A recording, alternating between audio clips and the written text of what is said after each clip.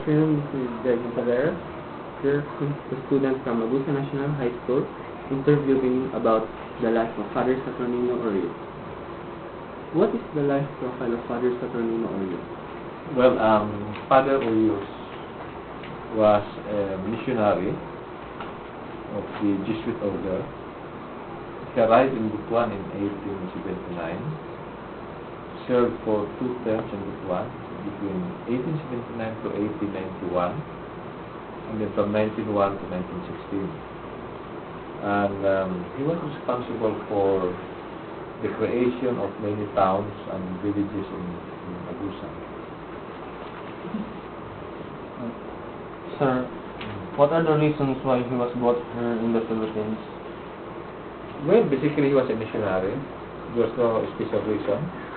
He was a missionary of the Jesuit order, and in 1860 Mindanao was assigned to the Jesuit order for evangelization, and so in 1879 Father Orius, all the way from Spain as a missionary, was assigned in Butuan for so many years, except for between 1892 until 1901, when he was assigned in Davao. But much of his life, his missionary work was spent in Agusa. Sir, when he was already here in Philippines, Mindanao, where did he settle a place to live in? Well, actually, he was the superior of the order, of the priests assigned in Agusa, the Agusa mission. He stayed much of the time in Butuan, and they was also have to travel in various places in what we now call Agusan Resort. Sir, talking about his schools, which is his living legacy, why did he decided to build schools in our region? Well, actually, the schools that we find here named after him were actually already schools after the Second World War, or in modern times already. One school that always was able to help out was the old parochial school, probably built still by the Recollects, who were here for 253 years. And so he sort of rebuilt it again when the Americans occupied the Philippines after the Spaniards around 1901. Where can we locate the other schools he founded? No, there's no other school except he did not found any school.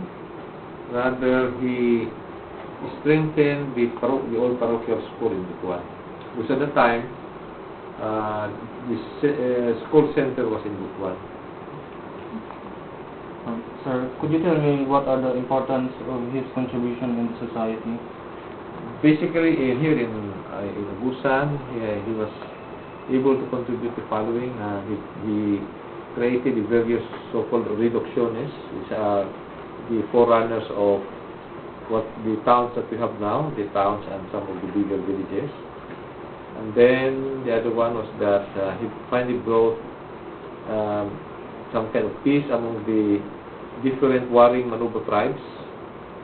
And thirdly, he also contributed to erasing the ancient practice of human sacrifice.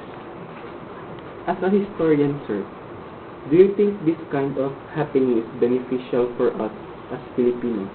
Basically, some of the contributions of Orius are actually beneficial to us, like for example, the creation of towns,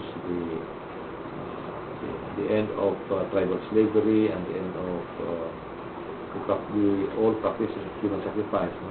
These are contributions. Apart, of course, of his main purpose, which is to evangelize or to convert people to Catholicism. Thank you, sir.